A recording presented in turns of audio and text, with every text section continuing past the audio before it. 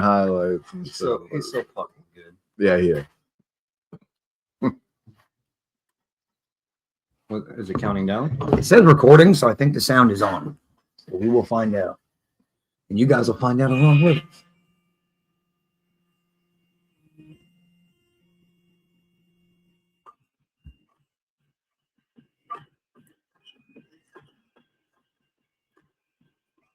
Just a small taste. Just a taste of what's to come. C-U-M. Boom. BOD podcast. We're here, ladies and gentlemen. Back at it again. Yes, Kitchen sir. whipping it up for you guys. Back at it like a crack addict and a craftmatic. Oh, that was good. A nice little. Very well done, sir. So many bars there. But this week, you guys can see what we got going on. We did our homework and we watched the Royal Rumble 1996. We're going to talk all about it. I'm going to talk about the setup. I have a whole bunch of notes. It's comical how much shit I wrote down about this shit, but we'll get into it. But before we do that, John, hit it with it. What we got coming up? So next week we have the interview with Isabella Wilder, young lady tearing up the indie scene in her first year.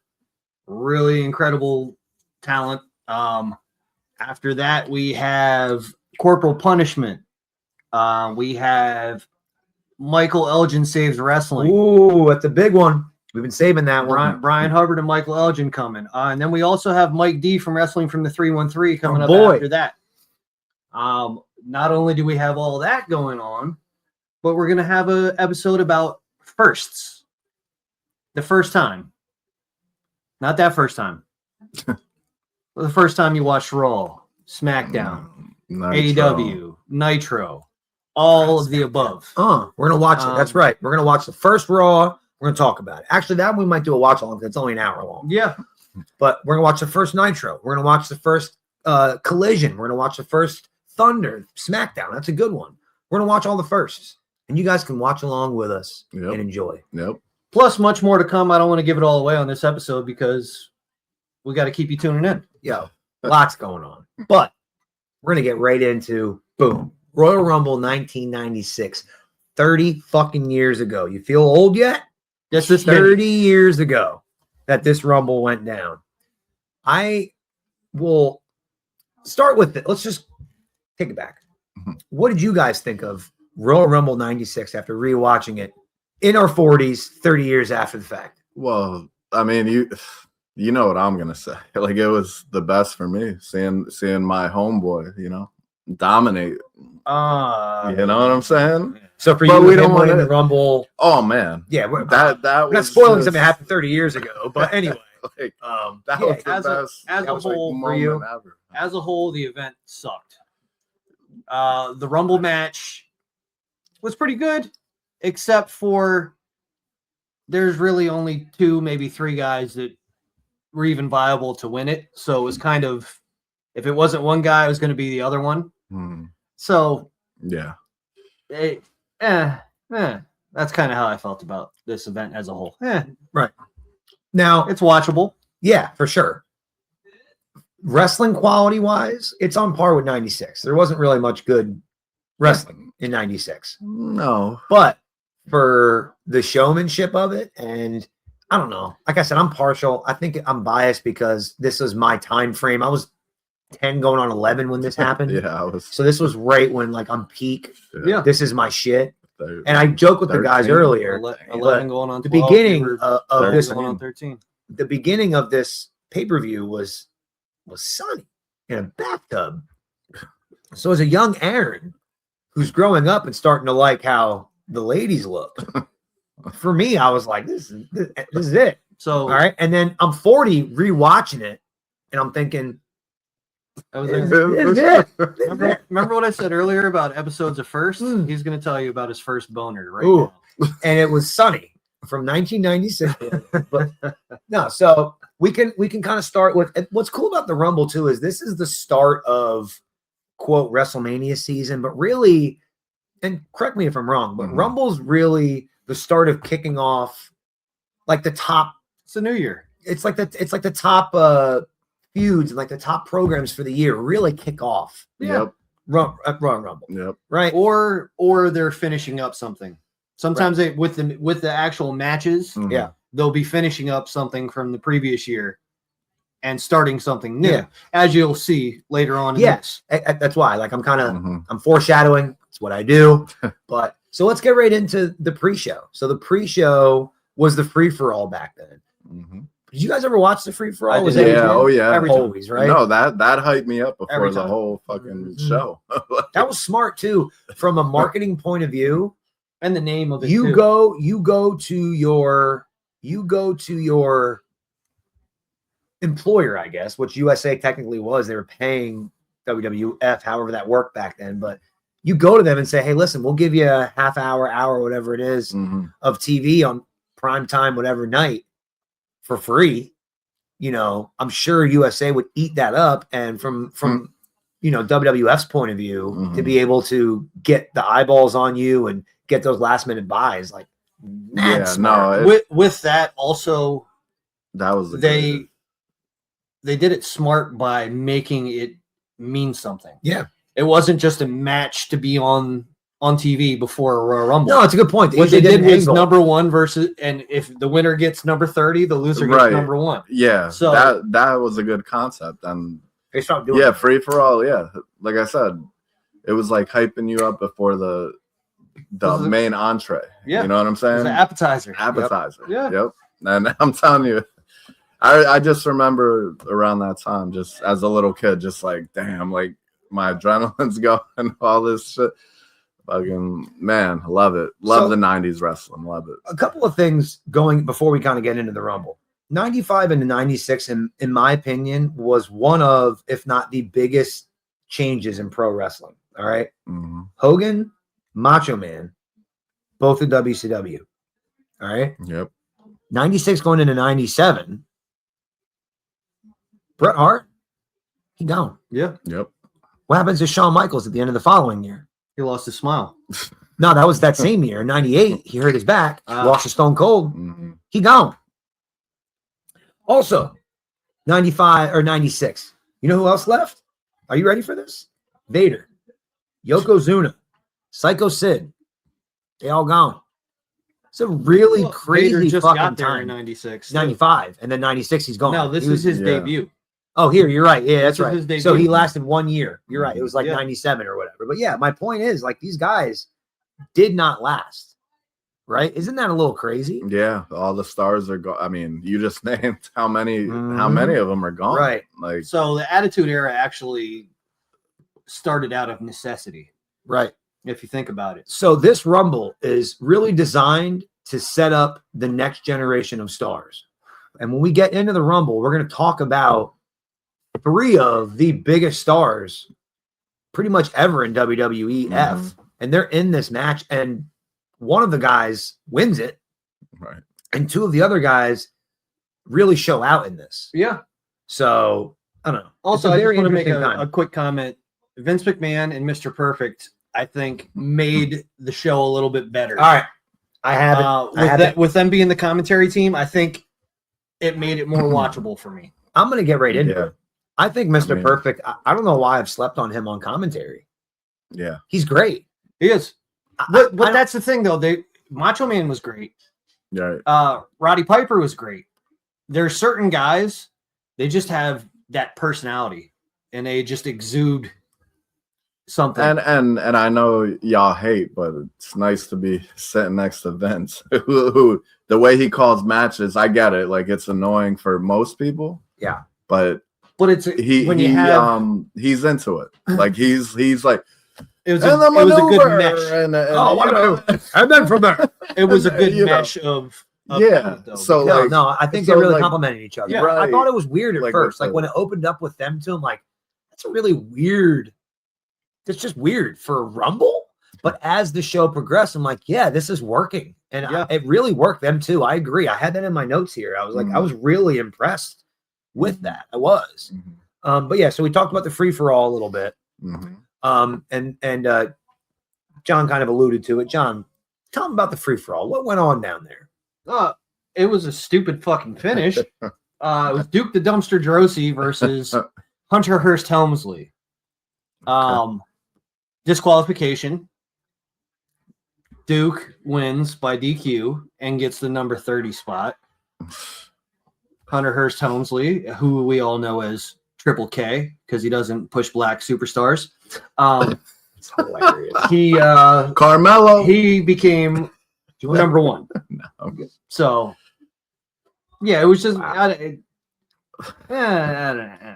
But as a kid, I wrote here in the notes that I took. I enjoyed Duke the Dumpster Drosy as a kid. So did I. So even when he came out now, I thought he had good size. For some fucking reason, in 1996, me as a 11, 12-year-old kid, I was like, oh, he's number 30. Duke might win it. Me too. Agreed. Mm-hmm. He might win it. Well, yeah, because he had his little push. They didn't, you know what I mean? They didn't put him over the top. No, but everybody knows who Duke the Dumpster Drosy is, right? I agree. And again, he had size, he had a look. I mean, the fact that that he got arrested for like child porn or whatever he's in jail for now probably meant that he was probably a creeper back then. And they're like, yeah, we can't really push this guy, which makes sense. But listen, there's a lot of connected with me as a kid, so I don't know. The garbage man. But that's how he got those videos. All right, so we get the free for all, and then we get right into the show. And like I said, but I'll talk about it again. We get Sonny in a bathtub, being all sexy and delicious and sipping champagne. I mean, something about her. But the show starts off with Ahmed versus Jarrett, which we were just seeing here. All right, and there's a new reel out about my hatred of Jeff Jarrett as a wrestler, especially this era. I like his run in AEW. He came back as a Last Outlaw, way different. But this character where he came out and he strutted with the blonde hair, fucking awful. What? I'm standing by it. Now What? I met the guy. I like him as a person, as a human. Really cool guy. And he signed my chair, and I even had him sign it. Ain't I great? He laughed. Very good heel. I'm saying, in my opinion, I agree. I agree with Francisco. I hated him. I think Aaron's an because imbecile. he was a heel. But let me just say, a fucking horrible choice for opening match of the pay-per-view. If I were to rearrange the matches, Razor and Goldust would have opened. Okay. Secondly, Ahmed Johnson is fucking greener than baby shit right now. Yeah. Okay. Yep. So they had to put somebody who is experienced with him. Yeah. So, okay, Jeff Jarrett. And plus, Ahmed's a fucking baby face at that time. Jeff Jarrett's a heel. It makes sense to have them against each other, but it was a poor choice for opening match. It was a fucking terrible match. There was nothing good about it. And now with the guitars. So my notes here on his head. Notes here, it says Ahmed versus Jarrett. And the first sentence is Ahmed looked fucking dangerous.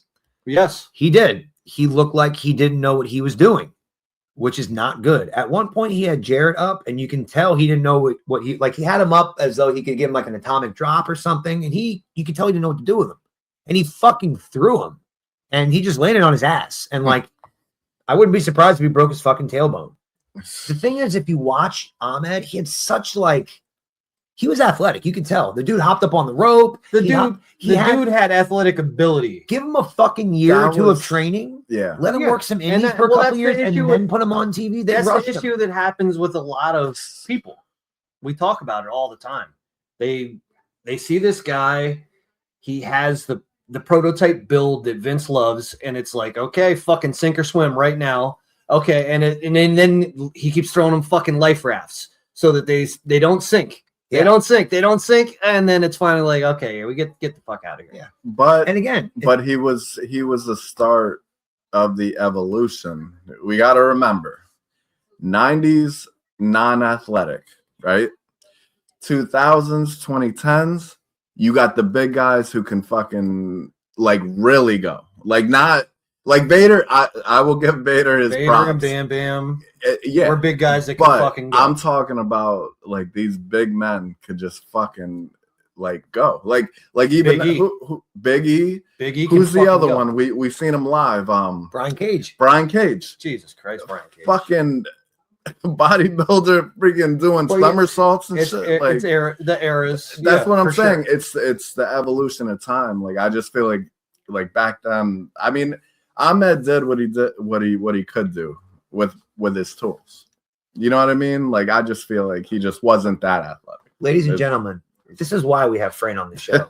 Dropping truth bombs like that shit on you. Like, Ahmed is the first big athletic dude like that they tried to push. That's a very valid point. Because even in that match, he tried to do a flip off the top rope and missed. Yep. But that's a good fucking point. That's the first time you saw a guy strong like that move that fast, that can jump, do all that kind of shit. And that was the start of the evolution of that. And you're right. And I think in their mind, they're like, we're onto something here, but he's not the right guy. Right. But in my opinion, I think if you would have gave the guy some training, there was something there because he connected with the crowd. Yes. He was athletic. Yes, I did like he had a good finisher. Like he had a lot of things going. He had more going for him than Warrior.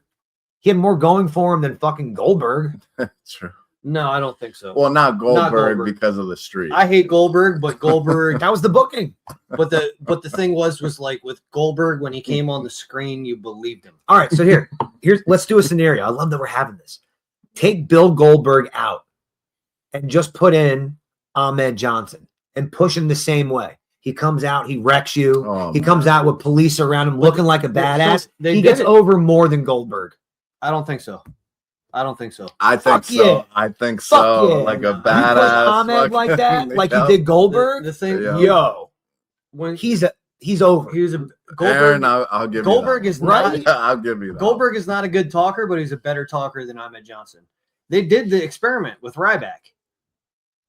Again, not as athletic and did not have the look like Ahmed did. He wasn't. I don't know. Ryback did not have a look like Ahmed. Yeah, Ahmed looked way better. Ryback was built. Ryback looked fucking amazing. All right, if you saw Ahmed in the dark alley or Ryback, who are you more scared of? Ahmed Johnson. No. Exactly. So put that motherfucker up there. That's what we need more of, I think. Like, we don't have real badass. That's just your white side. Well, maybe. I'm scared of blacks. Nah, but Bobby Lashley, same thing. Bobby Lashley doesn't look scary though in his face. No, Bobby Lashley looks like a nice guy. Yeah, and then he does things, and you're like, but his body type is that's fucking a good point. Because even when I watch him in MMA, sometimes he didn't seem aggressive. He looks like a nice tap guy. you out or knock you out. He looks like a good dude. He does. He does. Yeah. Ahmed Johnson doesn't look like a good dude. That's my point. Like, I think it would have worked. Like, I don't know, man. I disagree. Again, what do you guys think? You take Goldberg out, put Ahmed in. Is Ahmed getting over just as big as Goldberg, if not more? Are they selling more Ahmed stuff and having more Ahmed figures than Goldberg stuff? I think they might. Just an opinion. But anyway, next we get we're actually I have it on right now as we're going, just so we kind of have a frame of reference, and it's great that we're here. We're at the Smoking Guns versus the Body Donnas. All right. When you look at that on paper, you're like, Well, before we get started, I just want to say, Smoking Guns are underrated tag. Thank you. Yes, they are. I will give them that. I want to say that Billy Gunn might be one of the best tag team wrestlers in the history of fucking professional wrestling. I'm gonna bring it up. It's in my fucking notes. It's in my goddamn notes. I also want to point out how fucking awesome Billy Gunn is. He may be the best tag team wrestler ever since he's been in so many good tag teams. It's insane. He's been doing it since this is in the 90s. Yep. Every tag team he's been in has been at the top at some point. Yep. Insane. And guess what? The only singles run that he had that got over was Mr. Ass. Yeah. And that's the only one. That's the only He won the King of the Ring. And to this day, I'm an ass man. I am an ass man. Great song. But dude, I'm so glad you said that. But again, on paper, you're like, this match, I don't know. Mm-hmm. I think this was the best match of the show as far as wrestling is concerned. Yes. This was great. Yeah, Body Donnas was actually underrated too. Thing. I mean, like you have Chris Candido, yeah. And then you have Tom Pritchard, who's a fucking trainer who trains the wrestlers. So he can obviously do his thing. Yes. But there's just like stuff like this. Yeah, because Bart Gunn, he wasn't known as a good wrestler. No, but I even have in here like lots of good teamwork. Like they both worked as a team. This to me was like traditional, old school. Yeah. Yes. Good tag team wrestling. Yep. Doing tag moves. I feel like us saying Billy Gunn may be one of the best tag team wrestlers ever. I think it's because I think he saw the strengths of his partner and played to those. Yeah. Right. Whoever he had. It's a good Road point. Dogg, fucking Chuck Palumbo. Because the Acclaim. Because he plays a cowboy here. Yes. He plays Mr. Ass. Yeah. Billy and Chuck was a totally different Billy fucking and yes. I Chuck. mean, no matter what, Billy different and fucking Chuck. yes. I mean, no matter what, Yeah. he got it over. I'm glad you said that, dude. I as I watched this, I'm like, God, he's so fucking good. But he is. it's him and Kane. I think they're probably the two best. Put him with somebody, and they'll get over and be the best team at some point because that's what they do. And I just feel, except Kane was able to get himself over as a legit. That's what I'm champion as saying. well. And Kane is the surprising one because who would have ever thought? Yeah, Kane would have put Not me. been in a good with a good tag. Essentially, now, the character was made up just for Undertaker. Yeah. So now with Undertaker, that makes sense. Which is another character. You know what I mean? You're like, what the fuck? But so yeah, I thought this was again probably the best match. Again, and I'm with you. Like, I think the Smoking Guns, I feel like they could have kept that going. They have such a cool fucking name. Why couldn't they just get rid of the cowboy stuff and go more modern?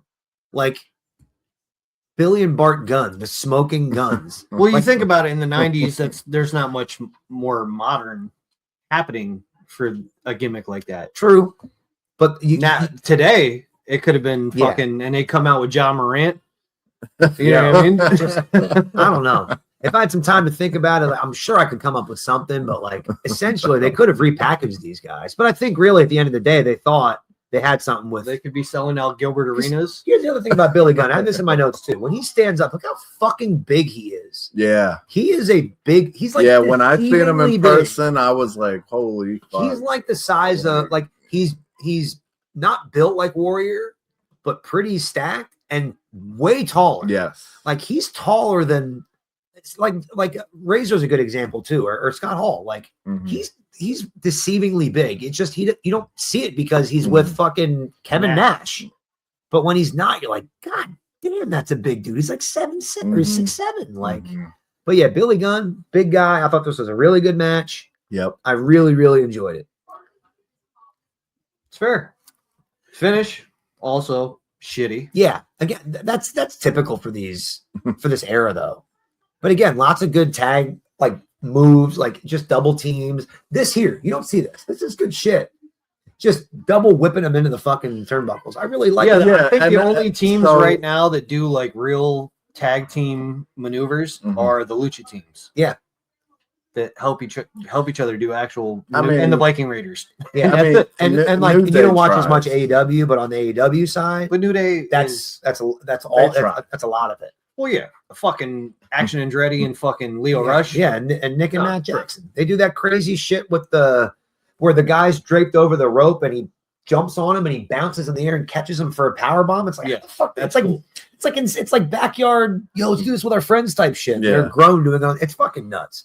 But yeah, this match, really, really good. We get I used to love these. We get a skit with the Huckster billionaire. Billionaire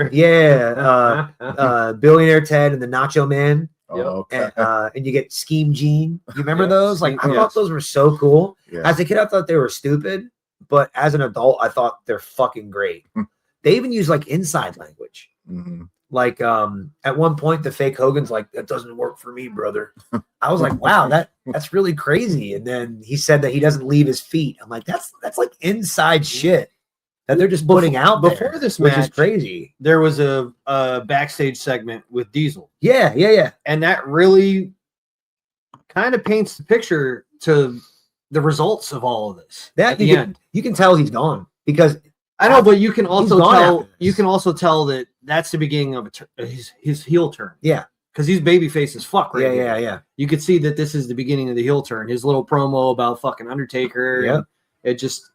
It's kind of planting the seed for what's going to happen later on this night. Yeah, so that actually gets into the next match and what's great. And real quick before I kind of get out, if you guys didn't watch this, watch the segment with the Huckster.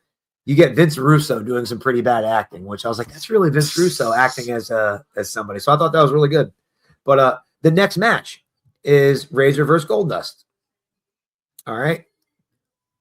What was your takeaway from this match? Like, just when you kind of step back and look at it, what stood out to you the most, or what was like your biggest takeaway from it? So for me, the promos was like the video package leading up to it. It was really good. They really did a good job. They always do. I think a good job in the night. What it was to slow it down.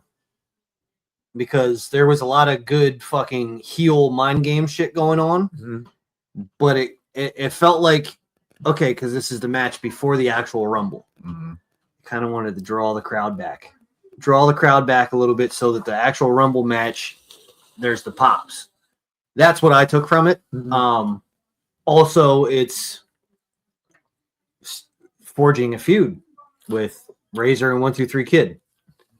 That's what they want. I think they wanted to make that something special. So it was like, okay, let's move Razor away from that title because I think this is his final Intercontinental title reign. Yeah. Yes, it is. Before he left. Yep. Yeah. So this is his last hurrah. Essentially, he has one more match on pay-per-view, and then he's done. He's suspended before WrestleMania, and he does not wrestle at WrestleMania, and he's done. Yeah. And then Diesel wrestles Taker at WrestleMania, puts him over, and then it's done. And shows up in WCW, I think the month after. Yeah. So they're both gone. Like, I think Scott gives his notice, and then he's suspended right after that, and then Kevin Nash gives his notice. So this is a very crazy time.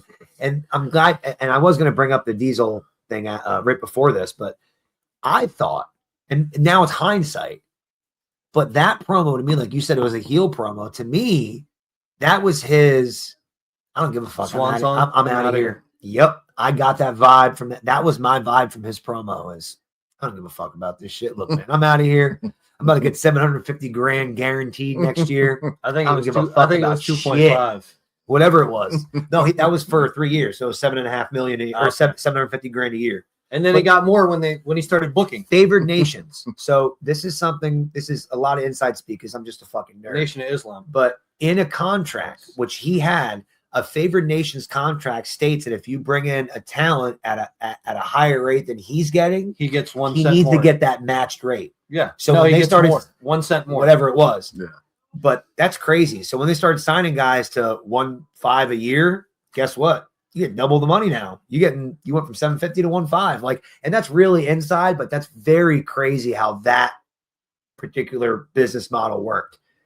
My point of all that, where the fuck is WCW?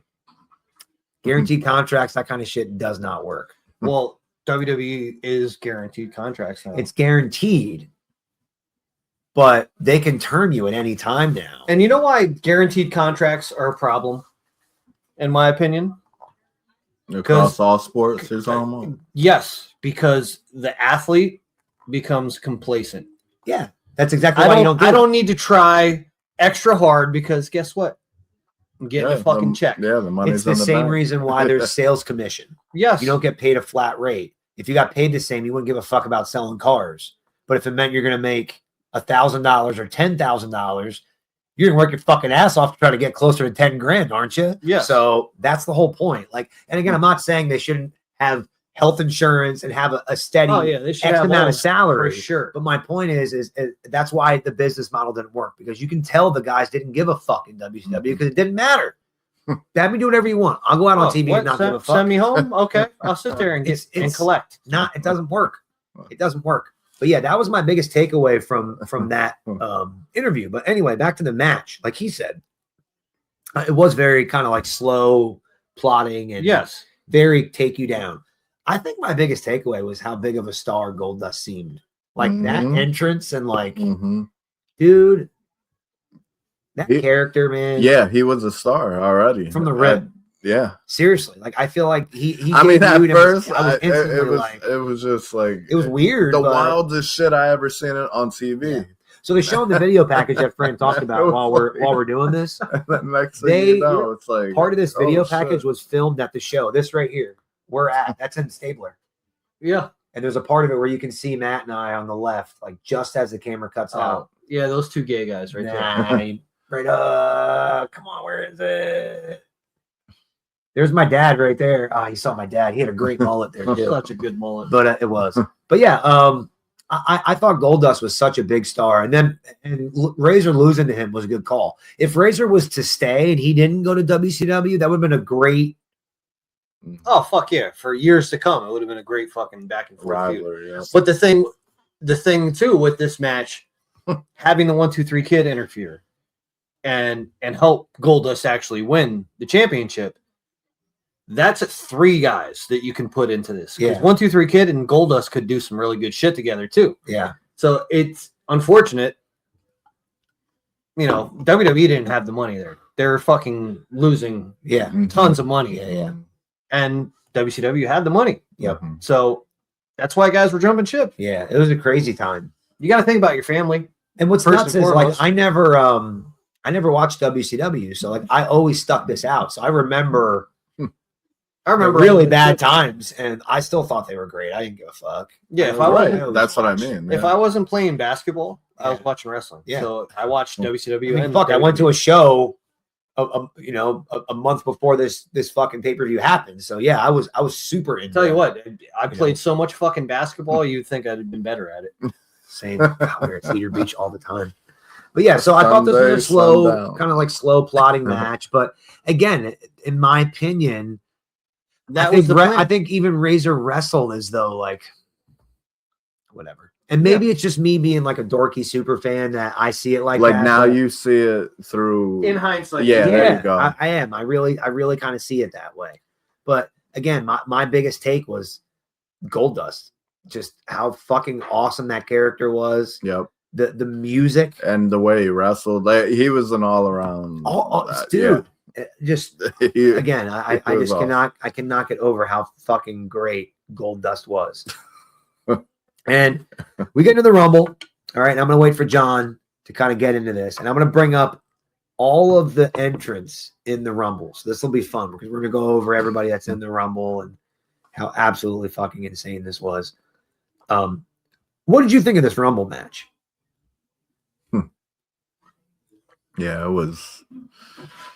Like I said, I mean, you like John said, like you knew who was gonna win most likely. There was only 3 people that could have won, Right. but Let me I'm happy let me with put the it out result. there.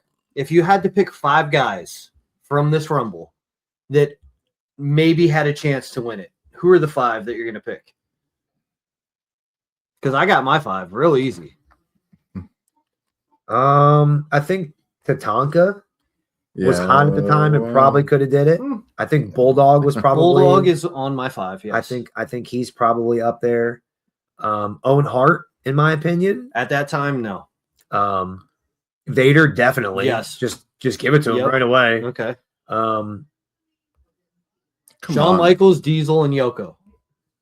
Well, we're the Yoko- top talent. But that was Yoko was is too big. at the, I don't yes, even have but it in my still notes. he I'm gonna had say the it. pedigree. He did, but So he's the only other person that you would think Yeah. could possibly pull it off. and I would second that. and by I would say I saying, would stick with Owen because this was after his feud with Brett. So he was a star, I think. But and I would even second that and say, now that I see this, Hakushi, I love Hakushi. like that's what I mean. Like he, Love me some I love Hakushi. Hakushi. like I get it. He but- didn't talk. But no, I wouldn't. I couldn't see Him Ever in in my a life seeing superstar him- status. I don't know. he had that match with Bret Hart that was fucking phenomenal. Other than that, But and you're then right. Like all these in other Japan entrants, against Undertaker. yeah. Besides really, that's it. Owen, Yeah, Bulldog. They always had him near the finish. Like, Yeah. he was one of those guys. So I said Bulldog, Shawn Michaels, Diesel, Vader, and Yoko. I think fair. those are the 5 that. yeah. And like you Were said, it was reasonable, a weak. It was a But weak it really, roster. but it That's really the was thing. only Like- Shawn Michaels and Diesel. Yeah, it's a super thin roster. So Mhm. I'm actually going to go through the entrance. Except for Mabel and Yoko yeah, they and were Vader not. and the But SWAT team. I actually have the entrance. I have how long they were in, how many eliminations they had. So this will be fun to kind of talk about. But it started off with Hunter, Triple H, and Henry Godwin, who had a good feud anyway. So it's Yeah. a nice little start, Yeah. Mhm. right? And then you have at number 3, Bob Backlund.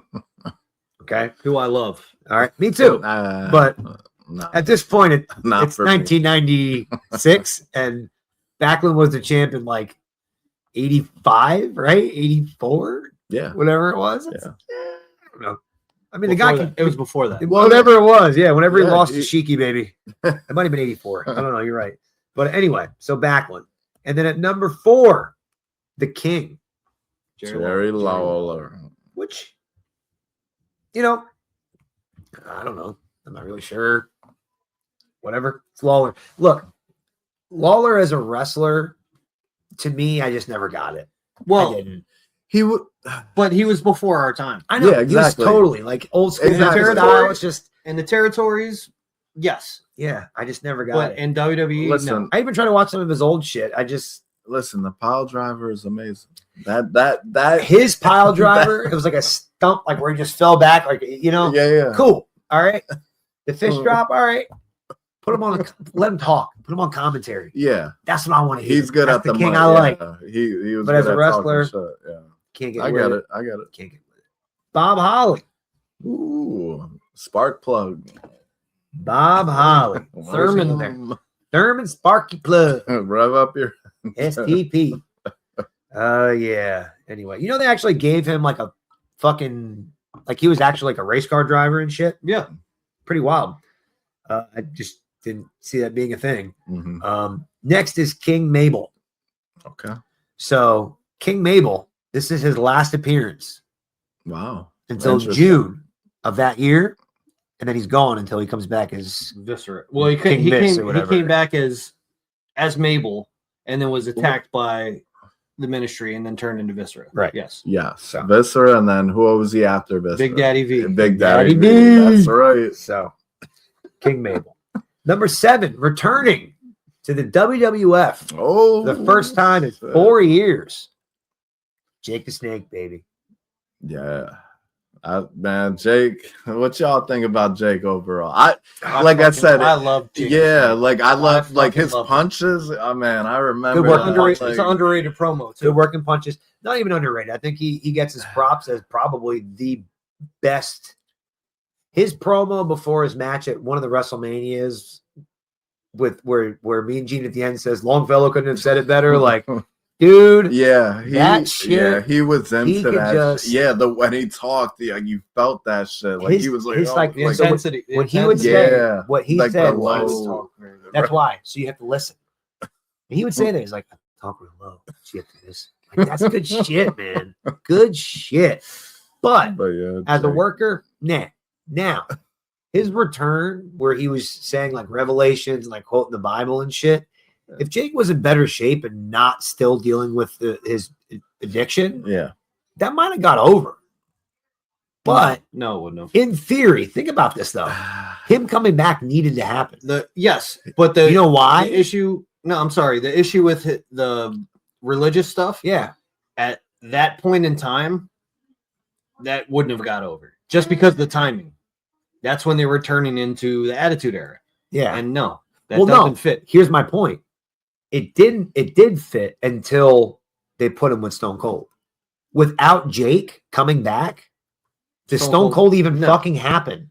Because he cuts the promo about 316. yeah, And that is what solidifies him because he's a Right. heel. And the next night, they're like, oh shit, there's all these 316 things. We got something here. And within a year, he's the biggest fucking star in the business. So, like, it's a weird Yeah. thing to say, but like, without Jake the Snake Roberts, there is no Stone Oh, Cold. Stone Cold will tell you that too. It's crazy to think about, but like, it's nuts. Like, if he didn't come back and didn't have that final run, I think I saw an interview with Stone that's Cold. insane. yeah. I think I saw an interview with Stone Cold where he said that he went up to Jake and said, "Hey, I'm gonna say some shit about your religious stuff," Mhm. and Jake was like, "Just get over, it. Do whatever you got to do." Yeah, how about that?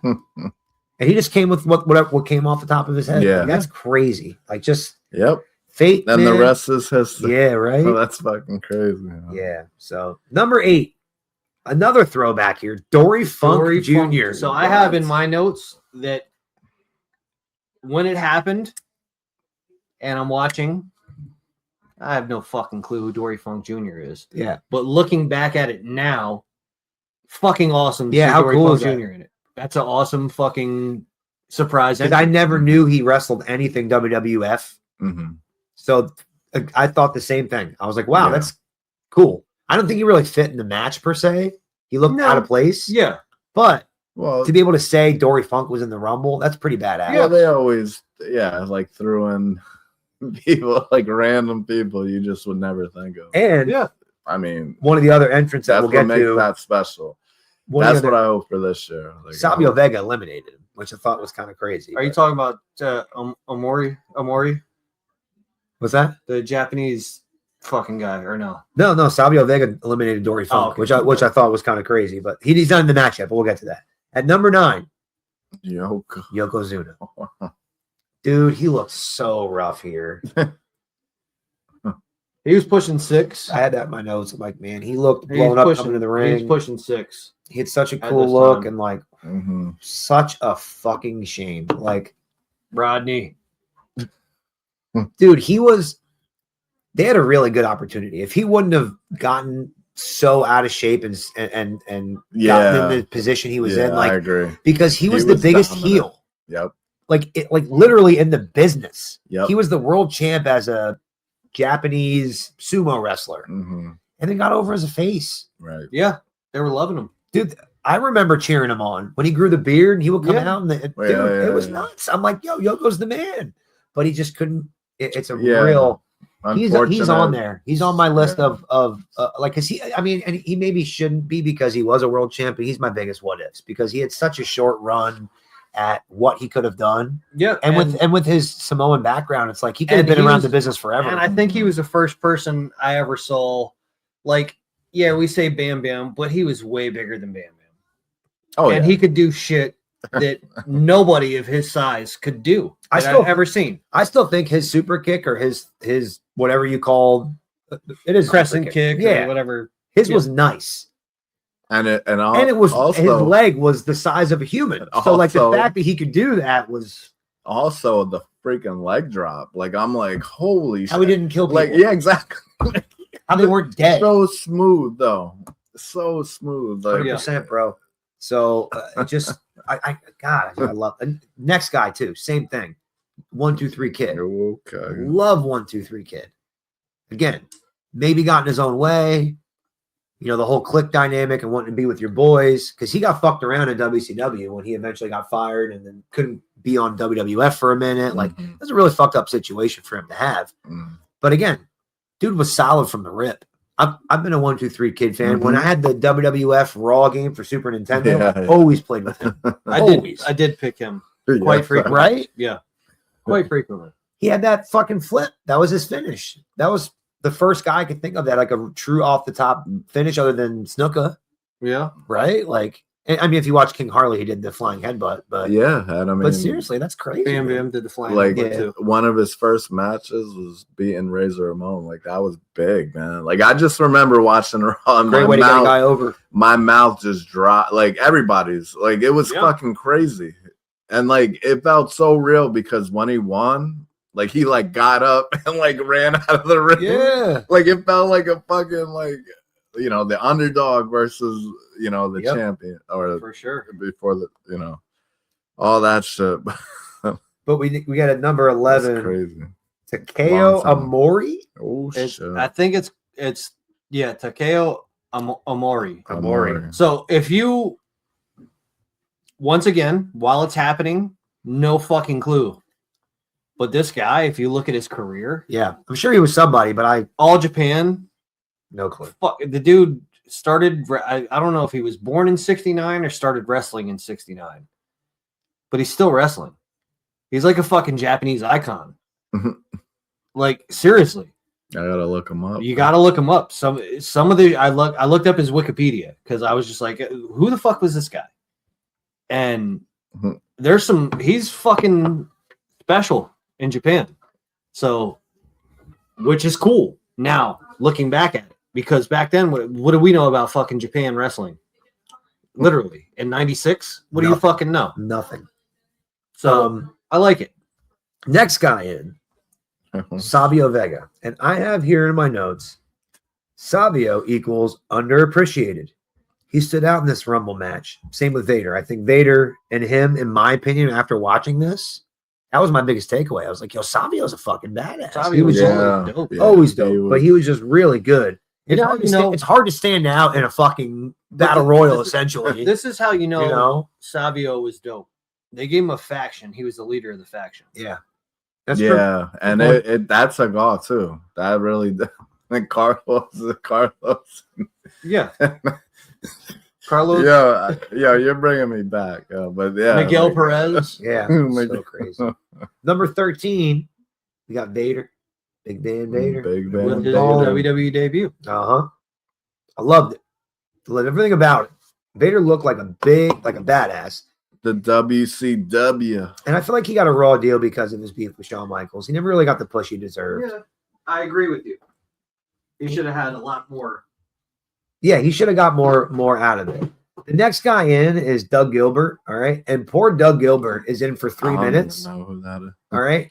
He absolutely gets fucking manhandled by Vader. If you watch anything from this match, just go to when Doug Gilbert comes in, and it's 3 minutes of Vader doing every fucking move possible in the middle of a ring with a bunch of people. Mm-hmm. It looked like he had a problem with Doug Gilbert because he beat the fuck out of him. Yeah. Like, I was watching him, I could hear him hitting him in the ropes. Like, I'm up in my room doing something, and I hear Doug Gilbert come in a couple seconds later. I'm like, what is that slapping?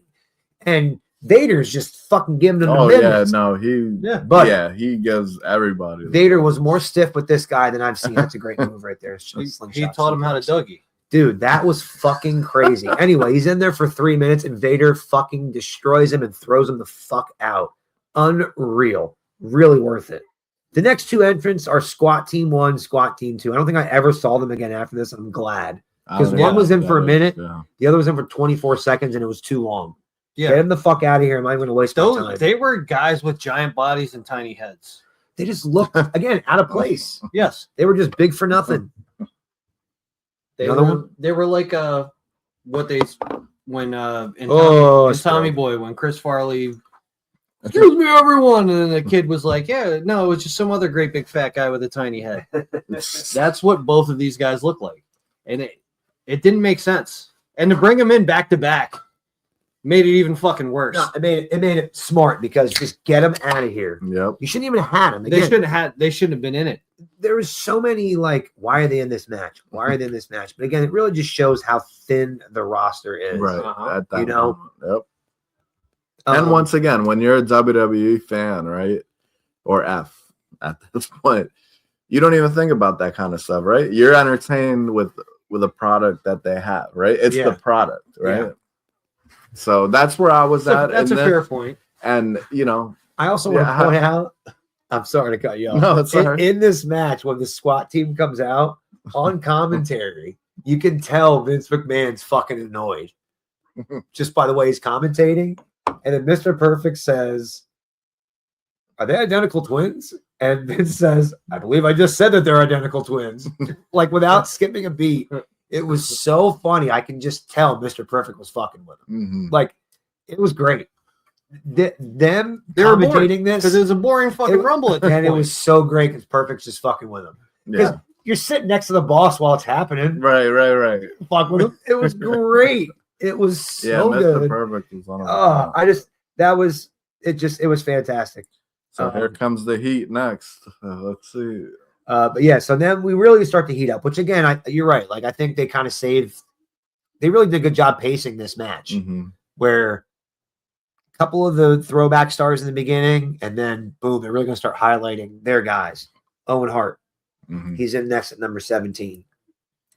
And then Shawn Michaels right after that. So let's get it.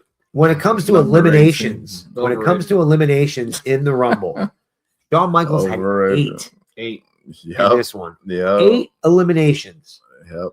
Diesel had 5. Vader had 4. Yokozuna had 3. Jake had 2. Savio had 1. Hunter had 1. Did I say Owen? He had 2. And Tatanka had 1. That's it. So, kind of crazy that Shawn, of all people, had 8. I thought that was a little crazy. But if you're going to put the guy over, put him over. Right. So he won the Rumble the year prior to this? No, after. The year after. So he back to back. Yeah. Because he came in at number fucking 3 or 1? 1 the next year. Yeah. And that was the Rumble where he, at the end, he held on to and he eliminated Bulldog played Bulldog. Right. Bulldog, yep. All right. That's 97, right? Yes. Okay. All right, Yep. that makes sense. Yep. Yeah, because I think before that Rumble, this Rumble was really good for him. Mm-hmm. But when I think of Rumbles, you can't beat that one. So for me, this felt weak. You come in at 18, you eliminate 8 dudes. Like it was almost like here. It just I don't know. Well, because he eliminated Yoko and Vader at the same time. Yeah, that was I liked that. I did like that because they were both like leaning against the ropes, and he came over with little leverage to get both those big fuckers out at the same time. Opportunity. To me, it's not realistic to get 1,000 pounds of meat over the top rope. It's not realistic. As Shawn Michaels. You got Diesel, sure. I don't know. So my point was, you have Diesel do it, and then Shawn eliminate Diesel. Damn. But the finish should have did. The finish I know. was right though. Yeah, but we're gonna get to that because the finish got a little fucked up. It was right. We'll get to that because the shit went down. But number 19, Hakushi. I'm sorry, Hakushi. Sorry, I just think about Hakushi a lot. God bless you. Thank you. Unfortunately, he's only in this match for like 2 minutes. But I love me some Hakushi. Yeah, what a shame. It was a great spinning heel kick by the 1-2-3 kid. But yeah, I love Hakushi. Again, I don't know why he didn't really get over like he should have, in my opinion. I think he did. I just feel like they just didn't. He was a foreigner in the 90s. They didn't. Only the whites got it. He did not accept foreigners in the 90s. Oh, shit. Another guy, one of my favorites. We got a throwback. Fucking we got a favorites. throwback. Tatanka. This is my guy. This is my boy. When Ludwig Borga and fucking Yoko took him out of the Survivor Series, I was fucking devastated. All right, devastated. That was the best. And when Taker slipped in, the best rivalry. It's my favorite Survivor Series. It's the shittiest maybe Ludwig ever. I don't care. And Tatanka, I will always remember something about that. Right. Something about that. I loved it. Loved it. Love me some Tatanka. I love Ludwig Borga. There you go. yeah, I did. Crush. Because he sounded like my grandma when he spoke. My grandma sounded the exact same way. Next, Aldo Montoya. Okay. Who just happened to be a Portuguese man of war. Yes. And he also just maybe became just incredibly awesome after that. It's possible. It's maybe possible. It's possible. Yeah. He may have been in the original clique. Aldo Montoya is one that I liked too. I don't know. When I was a kid, I really dug him. Like of the jobber guys, him and Duke the Dumpster were probably like my favorite ones. I liked Aldo. Yeah. But which makes sense because he got over it once you gave him a good character. Yeah. You know, Just Incredible is a fantastic name. Number 22, Big Daddy Cool. Big Daddy Diesel. Cool. Look at you, your Big Daddy Cool Diesel, huh? Who could ever eliminate that guy from the Royal Rumble? Tell me. All right. Tell me who. They call it the Diesel spot now Tell me who. to get somebody over. So that shows you what they thought of him back then. Like, I think it was the Rumble before this. Was it 95 or maybe it was even 94 where he eliminated 9 or 10 guys. Right. Whatever it was. They always throwing everybody over. The big man like Kane. But the thing is like when you look at fucking guys that are that tall, I feel like they're much easier to eliminate than somebody who's smaller. It's true. They're top heavy and they're top taller heavy than the rope. And they're balanced and the fucking. All you got to do is get the right angle. Like a guy like Mysterio, a big guy could just. True, but no, we're not. I'm talking about like different. Yeah, squat team. That's hard to eliminate. Mm-hmm. They're fucking potatoes with heads. Yeah, but I don't know. A 7-foot dude, you can't just clothesline him over the top rope. You catch him off guard. It's easier to get rid of. Like Omos. Oh, he's a big, strong motherfucker. But I tell you right now, I think I could eliminate him easier than I could eliminate fucking like. I'm mad short. I Kevin Owens or somebody. I get real low on Omos, like just get around him and trip him. I'll bite his ankle. Omos is coming back in this Rumble, by the way. You think? Yep, and he's going to get eliminated by Obafemi, and they're going to have Nigerian versus Nigerian at WrestleMania. That'd be fucking cool. I'm for it. Love me some Vader. You fucking Vader. Biggest big man ever.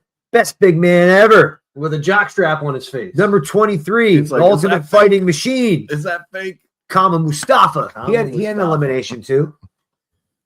Yeah, hell yeah. Ultimate Fighting Machine. There we go.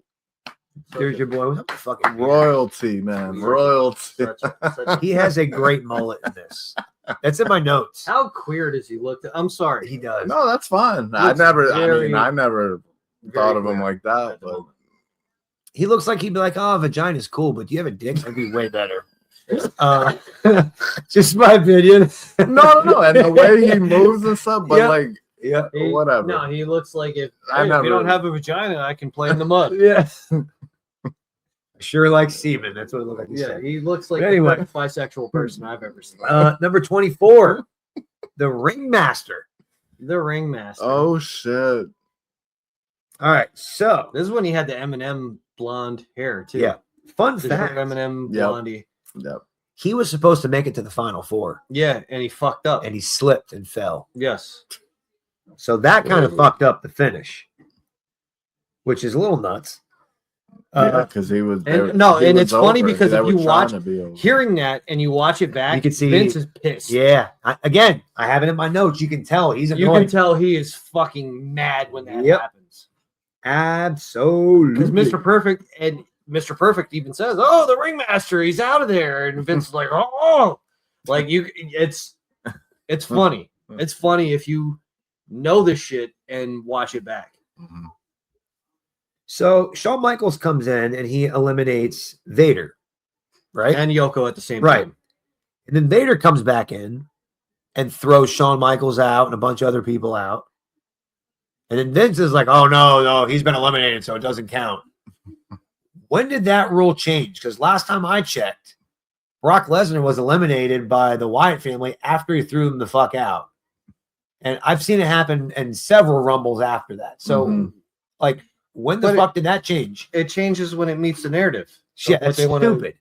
It doesn't make any whatever sense. they're There's no trying to do. There's no consistency rule. with it. Exactly. But- That's and maybe that's just me being a super Yes. fucking mark, Yeah, but that's exactly that's what so it's being. dumb. It is. that's the first thing I thought of. I'm like, oh shit, Shawn Michaels is, and I knew the finish Mhm. because I've seen this before. Mhm. But when I saw him get thrown out, I'm like, in my brain says Shawn Michaels is I was gone. eliminated. But Yeah, then Vince is if like, they- no, it doesn't count because he's been eliminated. I'm like, but wait, it's your company. You make Well, you got to change that think later. later. You got to think But too. we this didn't was- know This that was at only that like moment. 10 years into Royal Rumble, You know? True, so they're still figuring it out. true. How to fucking present it True. and everything. Because the next year too, Stone Cold technically gets eliminated. Yes. But the rep didn't see it. Didn't He see slips right back in and then eliminates Bret Hart. So I don't know. I just again, I'm like I said, consistency. It's all I fucking ask. It's No. not a You- big ask. and It's like, hey, it if you're is- gonna make a fucking rule, And I don't professional know, wrestling, maybe stick to it. in professional wrestling, it's a huge ask. It's stupid.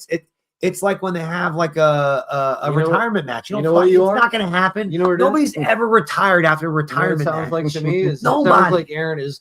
I'm an ask man. Yeah. Mm-mm. Except Cena. Maybe Cena will actually stay retired. No, he will. He will He for should. sure. Yeah, I could tell. Number 25. Oh, Barry shit. Horowitz. Yeah. Barry Horowitz. When so Yeah. before the Yeah, before the that's Rumble, best. they did the whole That's people the cut best. promos and stuff. If you closed your eyes and listened to Barry Horowitz talk, you'd be like, "Is he a Jew from New York?" Oh, Yeah. okay.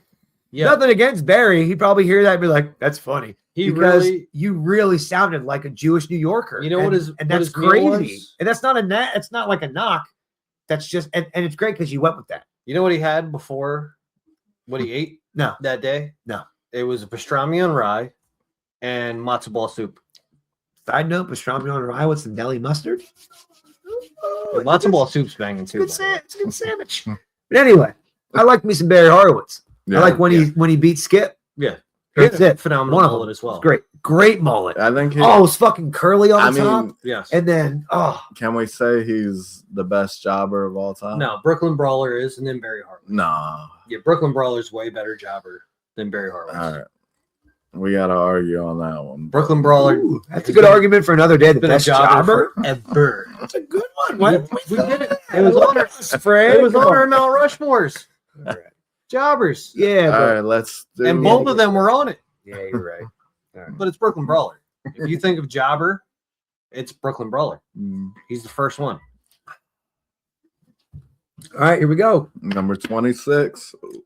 Bot 2, and he was something like Be Cool Fatu or whatever his fucking name was. Real Fatu. Keep it real Keep Fatu. it Even he That's came what it out was. like He kept it real, bro. trying to keep. Like, even when he walked in the ring, he was like, "I'll keep it real." Like it was so. Goddamn right. It took him a while to find. Yeah, the that was man. before Too Cool. That was Yeah. right before Too Cool. Yes.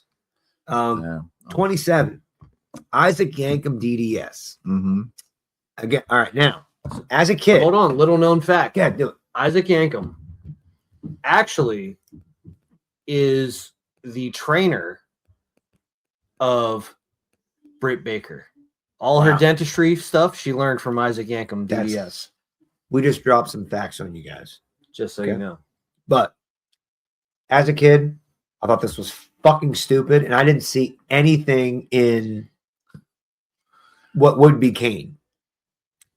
As an adult, No. when I watch this, I'm like, I liked him. that motherfucker is big as shit, and he really stood out as far as he looked like if you were gonna create a wrestler, you'd use his body. No, Start I with liked that him. guy, Yes. chiseled, fucking Barrel tall, chest. dude. Yeah. Yeah, he looked like fucking Donkey Kong. You know, like, you know, he was like he was gonna honestly, throw you know how barrels very, and try you know, to steal you a know how a very princess. similar body type.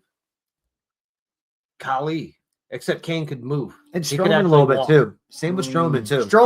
Strowman though, this like I don't know, Strowman's different.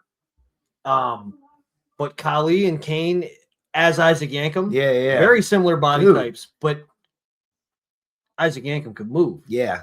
Khali couldn't fucking do anything. It's just weird though. As a kid, like I didn't see anything in even how big he was. I'm like, who cares about this guy? But as an adult, it really stood out when I watched it. I'm like, fuck, he's big. Like Yeah. even back then, that's all you can come up. You look at this guy and you're like, you know what I see in you? A dentist. What? No, that's the last thing. If I looked at Kane, that is literally the last thing I'd think that that I would associate you with but as a that- fucking dentist. But you gotta understand. It's crazy. You gotta understand. Vince was just crossing his list of like, okay, what can we do here? Like the That's garbage rumored, man. He's had that. Yeah, oh, You believe yeah, that? yeah. Come on, I kinda believe that garbage too. man, a repo man. What do you guys think? fucking, That's the rumor. The that fuck? he He's had a a list or a clown. box of gimmicks, is what it is. But he had a list of stuff. I mean, I want to see a dentist. I want to see this. I want to see a that. fucking cop, a prisoner. Like, come on. No, you're right. You're 100% right. Crazy, right? But that's where we are. But again, as a kid, I just didn't see it. Oh yeah, no, that was a good heel. Like when he was Jerry Lawler's dentist, like that shit was That dope. Even his feud with Bret Hart. I Brett, hated yeah, it. the It was kiss my stupid. foot match. I mean, That was with Him and Lawler. Lawler. Yeah, I meant Yeah. Yankem. I But just that never got that it. was Yankem was just a fucking like conduit Like, through yeah. the Lawler Bret Hart beef. Right. But Yeah, as an no. adult, it really stood out. Really stood out. Again, 28. A guy Marty Jannetty. Fuck, man. Why did you have to love drugs and whores so much? Like, dude. hold on now. Even when he came out here, he got a huge pop. And like he still looked really good. Hold on now.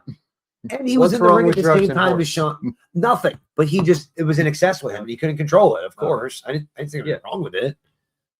He just loved them way too much. But like even here in this match, I was like, just him and Sean being in the same ring, you could have did something. If they would have cleared stuff out and like them two would have just bumped and like turned around and looked at each other. Yeah. Are you kidding? Yeah, that would have been fucking Come on. especially Come on. yeah. Come on. Not far past. Was he eliminated by Shawn Michaels? I can't No, he was remember. not. The He was British eliminated by the Bulldog. British Bulldog. They British should have Butt- had Shawn British Michaels butt fuck. eliminated.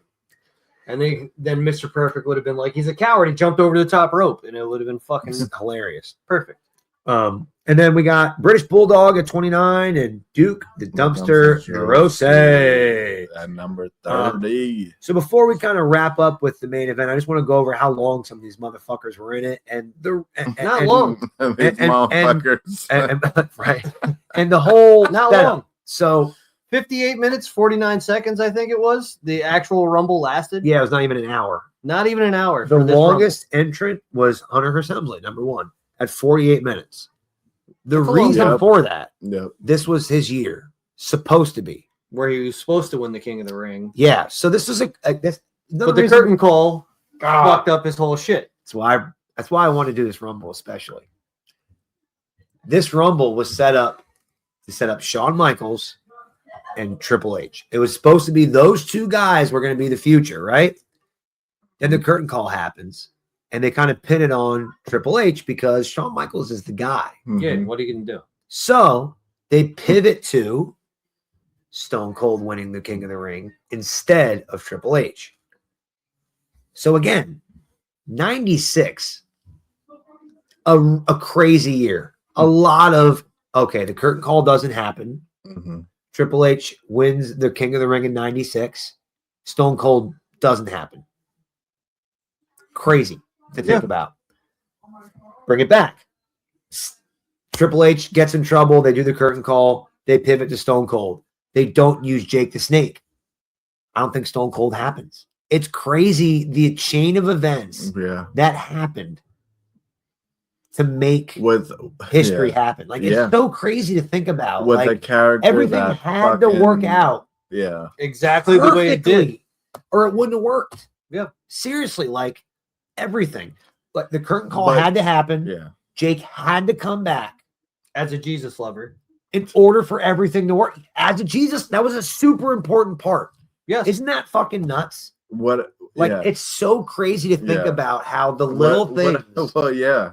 And what I will give Vince credit for was when Stone Cold, like you said, like that was lightning in a bottle. Yeah. But the way that was maintained and the way like that whole boss versus employee, like for real, like that it drug on too long because of WWE led on. Obviously, but like to me, like that, like the way what he did piggyback off of what just happened, and again, like, and everything you're talking about. That's why I say like he's a fucking like Vince is a fucking genius. Like when it in certain situations like that, like and it all piggybacked off of this, off of 96, all out of necessity, because of people leaving, scrambling, people fucking up. We got to push this guy now, and then here we are with the biggest star ever.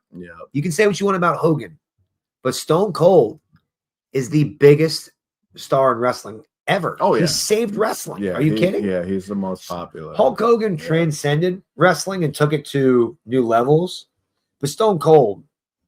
Yeah, everybody knows who Stone Cold. Like everybody. A little side note. I want to jump in. We're talking about Vince being a fucking genius. Mm-hmm. He's also a fucking master manipulator. So I just watched Eric Bischoff talking about when Vince called him to try to hire him. And he said, I had no interest in doing anything wrestling. He said, but Vince said to me, first thing he said to me was, I'd like to think that if things turned out differently and you would have been on top, you would have given me an opportunity to come work for you. So I'm calling you. And Eric Bischoff said, as soon as he said that to me, I was like, oh, fuck. Yeah, I'm gonna go. I've heard on several podcasts, it's called being Vinced. When you wait to get into his office, you're like, I'm going to give him the business, and I'm doing this, this, and this. And you walk out doing the opposite, and not only doing that, but being like, all right, I feel good about it. Yep. And you don't realize it until a minute later, you're like, wait, what just happened? Again.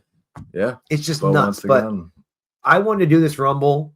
And then one of the guys here brought it up, and it just put me over because I think, and I might have brought it up in one of our Mount Rushmores, how important 95 and 96 are, because I brought up that 95 was one of the worst years in wrestling. I did. It was. But again, it pivoted to 96 being maybe the most important. It really was. So everything that happened in 96. If you think about wrestling as a whole, 96, yes. Of course. If you think about WWE, not so much. No. And even this WWF. Even this main event, because we're gonna wrap it up. We're gonna wrap it up with this main event. WWF. Yeah, I mean you can't say that was a down year. Yeah, that's what I mean. And this was a critical year in the company, like and all this shit. That's what I mean. Like, and Vince is fucking commentating. Like, I don't know. See, once again, he's not 97. That's my point. It's like 96 is such a crazy, an owner that weird works year and puts in his fucking. The more I do my wrestling research, look, hold on. You see where my thumb's pointing? Up there to the top right corner, an owner that works and puts in the fucking time. Yeah. Martinez Painting. Boom. But we get to the main event, which, you know, I don't know when the Rumble stopped being the main event. Like, they've been on and off with that. Sometimes it's the main event, sometimes it's not. So what are your thoughts? Do you think it should be the main event? I think that it should be the main event. It should but be. At times there are storylines and people that are more. bigger that mean more. It calls for it sometimes. Undertaker versus Bret Hart on paper is bigger than this Royal Rumble match. Agreed. Yes, I agree. There's nobody in this match that's a bigger star than them two, other than Shawn Michaels, maybe. No, this is what made Shawn Michaels that star. I agree. Is winning this. Right. So Undertaker and Bret Hart were bigger stars than anybody else in that match. Mm-hmm. So that should be the main event at that time. Today, no, the Royal Rumble match is the biggest star. It should be the main event. Yeah. The men's Rumble should always end the show. Yeah. No offense to the women, because we just had a great episode about women's wrestling and it's been fantastic lately. But you should kick the show off with the women's Rumble and you should end the show with the men's Rumble. Yeah. So, well, yeah, there's not any storylines that's gonna fucking take the Rumble right now. Like, let's be honest. Like, they're just throwing shit together right now. I agree. Yes or no? It's tough. It's tough right now, story wise. That's what I mean. There's a lot of injuries, and it's just. I'm just. Drew and Cody probably have the best story going right now in WWE, and everyone. But the thing is where everybody's stale on Cody now. They're tired of him. They're tired of him coming out crying like a bitch. But the thing is, yeah, they see once again. But anyway. Yeah, well, that's a whole other. We'll get into a whole other discussion. So the main episode. Yeah, so I'm gonna get into the main event so we can get into our picks for Rumble and right off to the sunset. So the main event, I really love this version of Taker. Taker was really good at reinventing himself. So with the broken orbital, though, the mask. I liked it. I thought it was cool. It was like Phantom of the Opera style. The mask was cool. Yeah, and it was to protect him from his broken orbital. Yeah, because fucking Mabel is just broke his shit. Yeah. But I really love this version of Taker. The tattoos were starting to come more, which back in 96, you didn't see a lot of guys with tattoos all over their arms, and it made him a badass. And I think it really solidified him. It was a slow plotting match, typical Bret Hart style match. I want to say this. I love Bret Hart. He's my favorite wrestler. He was my favorite growing up. He talks so much shit about Ric Flair having the same match over and over. Bret's just as guilty of having the same match, the same way, working your leg, doing the same moves. He wrestles the same style match, just like Flair. So I find it really odd that he's like, Flair wrestles the same match every night. Bret, look at your own match, dude. They're all the fucking same. They're yes, but not as the same as Ric Flair's. So with Bret Hart, though, the thing is you could put him in the ring with anybody of any size, any stature, anything. It's going to be a good fucking match. Ric Flair can do a Ric Flair match with anybody, but it's a Ric Flair match. So Bret had other things that he could pull out of his bag. Like we said, we did a fucking lit match, him and 1-2-3 Kid on Raw. Fucking great. Bret Hart has great matches with big guys. Yoko, for instance. Ric Flair couldn't have had the match that Bret Hart had with Yoko. No, but here's my take. Ric Flair could have a Ric Flair match with Yoko, but not a match like he had with Bret had. Here's my take, and tell me what you think. I think Bret, when he wrestles a match, he's wrestling the match for himself. You can tell by the way he wrestles. Flair wrestles for the other guy, knowing it's going to get him over. No, I think Flair always wrestles so much to everybody. Flair wrestles for the business. That's what put Flair over. Flair wrestles for the business. Brett sold too. Brett was one of the fucking best sellers. But at the end, Brett was gonna get his shit in. Bro, look at the fucking match That's with true. that I will fucking give it Tom. Brett's gonna make you tap out. That's what he's gonna do, bro. Look at he the was match. very like, I'm gonna make it like that. Like it's just, I don't know. He Like made everybody look like Brett $1 million was- bucks though too. Yeah, that's just 'cause because he's a of good his wrestler. talent. yeah, Right? it's just because he's a good wrestler. Yeah, I get. You know? No, he's. But I'm saying their styles are different. When you Yeah, wrestle selfishly, which I think Bret Hart did, and Flair didn't. I think that's the difference. I think it depended on his opponent. Yes, Maybe. Brett did wrestle selfishly with certain people that if he didn't believe that person was worthy enough to be one of the top guys in the company, then yes, he would wrestle. I think that's my point. So that makes you look like a dick then, because Flair did it, and he, fuck it. Did it make Flair look any less? No, because he knew, look, I'm the man. If I just make you look good, it's gonna make me look good. It's different though, And I because get I'm one of those right? people. Like, Brett. I'm Brett Brett's he's a salty a fuck. me. Let's- Hold on. Go ahead. He's a me. Like wrestling, you can't be a me.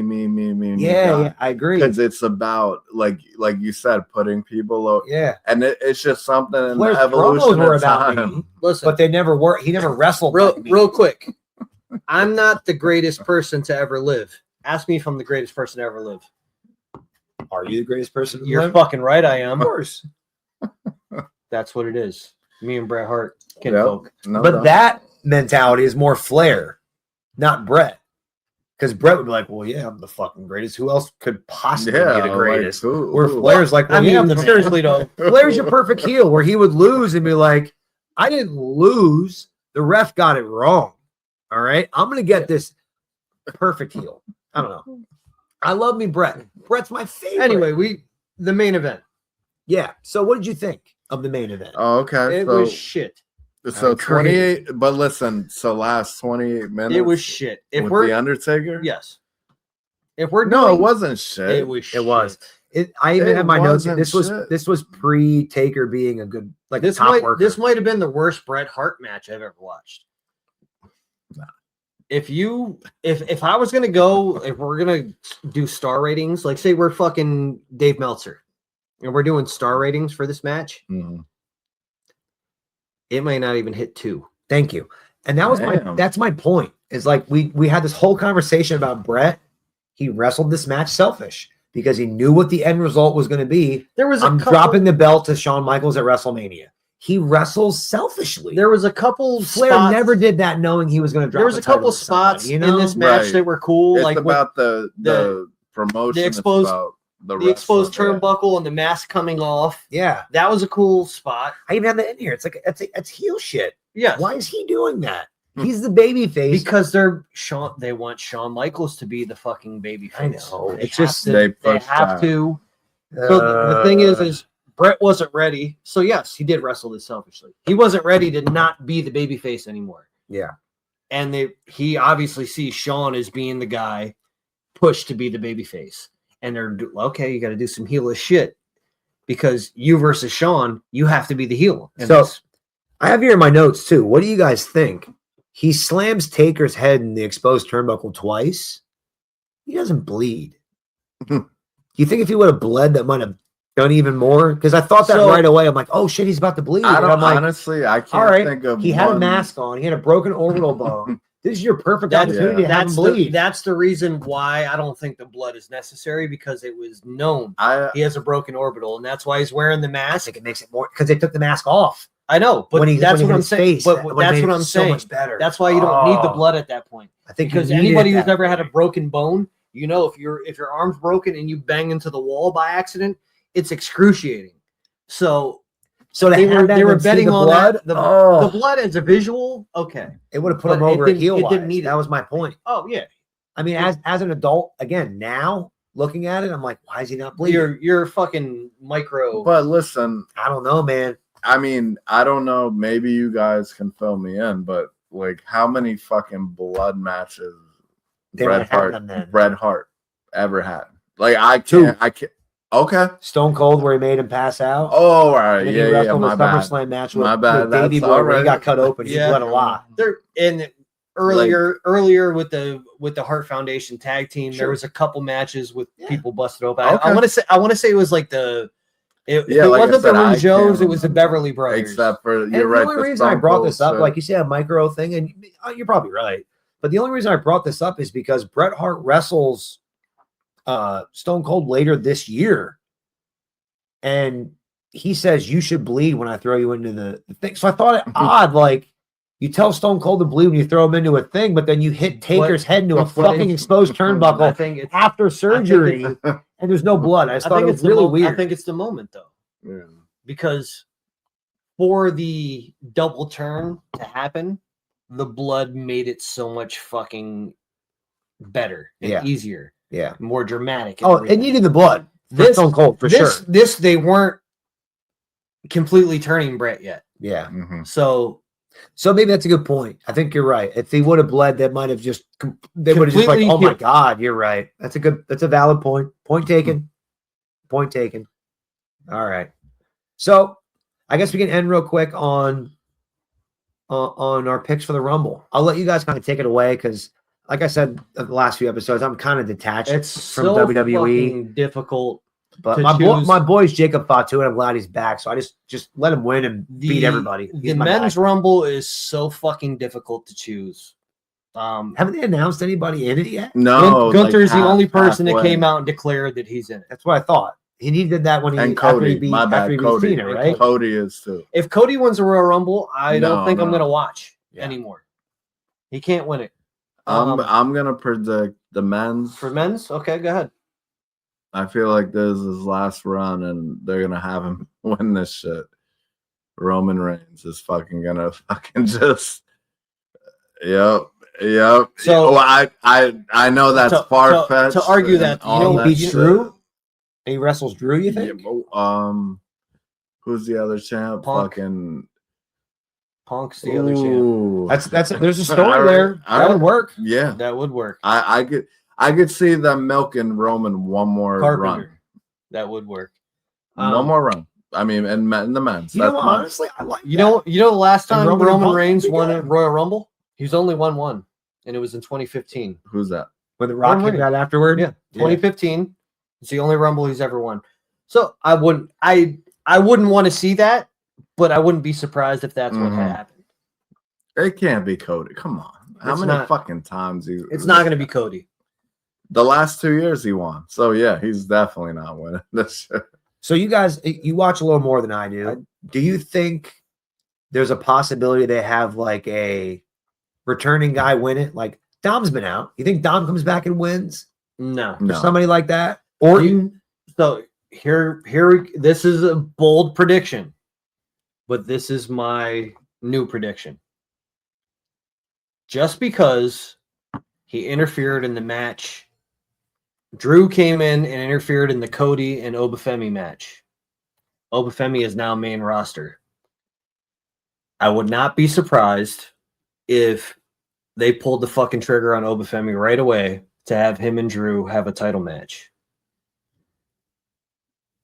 Wouldn't be surprised. I wouldn't be surprised. Or they give him the Diesel spot and he has fucking 10 eliminations this year. And so eliminate 3 guys at one time. And this is crazy. So what are we 11 days from the Rumble, and we don't know all the contestants that, or at least most of them. There's only half of them on the internet, right? Yeah, which is a little crazy. Yeah, like what the fuck is that? But anyway, so yeah, the men's, I'm gonna predict Roman.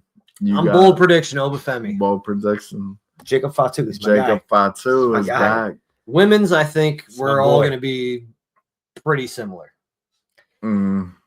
It's Liv Morgan. It only makes sense to have Liv Morgan win just because she's been the Iron Woman in several Rumbles. She is hotter than fucking lava right now. You have to make it her. Yeah. Because other championship that Jade Cargill holds, there's storylines behind. If you bring Naomi out after having a baby, you have Bianca come back. It's already there. That's why you don't have to have one of them win the Royal Rumble. Right. Yeah. That makes sense. The thing is you don't have to have Bianca win the Rumble to get a world title shot at WrestleMania. That's what they go with. Because there's 2 different champs. Yeah. Right. It's going to be Liv Morgan. And I'm going to tell you right now, Saturday Night Main Event this weekend, Raquel is going to beat fucking Vaquer for Oh, the yeah. title. Yeah. And it's going to be Raquel versus Liv Morgan at WrestleMania, breaking up Judgment Day. Also, Finn versus Dom for the Intercontinental title at WrestleMania, which is going to completely break up Judgment Day. It's there. It's over. It's over for the Judgment no Day. more. So there's your predictions, ladies and gentlemen. That was You got Bianca. Who'd you say for the women? I got Bianca. Yeah, I got Rhea. Like getting back. we on got the all field. different ones. It You doesn't, got who? it doesn't make sense. You got Morgan. who? Liv Liv. Morgan. It There you doesn't go. make sense That shit. storyline, but Rhea's gonna win. We'll, Like, we'll that's- be watching it as a squad. I'm sure we'll Exactly. probably podcast and maybe do some live shit and have some fun while we're there. And But we yeah, have the giveaway. yep. So hey, real quick, guys, thanks for sticking with us. It was a little bit of a longer episode, but I don't mind that. It was a fun discussion. Make sure you tune in for all the fucking crazy interviews. We got Bear this Friday. We got fucking Michael Elgin coming up. That's wild. We got the young lady. Corporal Punishment, Isabella Wilder, Mhm. More to come. Mike D from Wrestling from the Yo, my 313. boy. My boy. A lot of fun coming up. Plus more. Oh, so much more. All up in that ass. But until next time, Back up in that ass with the resurrection. sack 'em. See ya. Balls!